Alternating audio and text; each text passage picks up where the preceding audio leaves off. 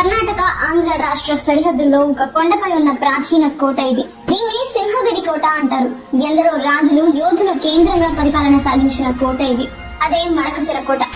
మడకశిర గ్రామాన్ని 1492లో సిరుడ రంగప్ప నాయక అనే వ్యక్తి నిర్మించాడు.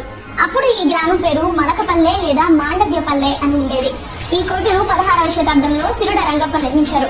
1746లో మురారిరావు రాజు ఈ కోటపై ఆధిపత్యాన్ని చలాయించి స్వాధీనం చేసుకున్నారు.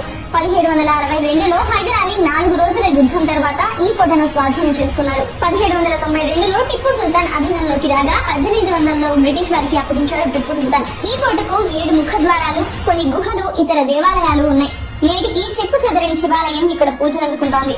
కోట కింద భారీ బురుజు, ఒక ఆలయం కూడా ఉంది. కోటపై గంట, రాణిమహల్, రాజభవనం, గుర్రపుశాల, వ్యాయామశాల, ఆహార నిల్వ కేంద్రాలు వంటివి నేటికి ఉన్నాయి. సహజ సిద్ధ నీటి కోనేరులు, చెరువులు, వెంకటేశ్వర స్వామి ఆలయం, 1990లో ప్రతిష్ఠించబడిన గరుడ ఆలయాలు ఈ కోటలో ఉన్నాయి. ఇక్కడే నేచురల్ స్టార్ నాని చిత్రం కృష్ణగాడి వీరప్రేమ గాథ చిత్రంలో ఒక పాటను తెరకెక్కించారు. కోటపైకి చేరుకోవడానికి మెట్ల మార్గం కూడా ఉంది. కానీ ప్రస్తుతానికి అక్కడక్కడ చాలా వరకు కట్టడాలు కూలి శిథిలాలుగా మిగిలాయి.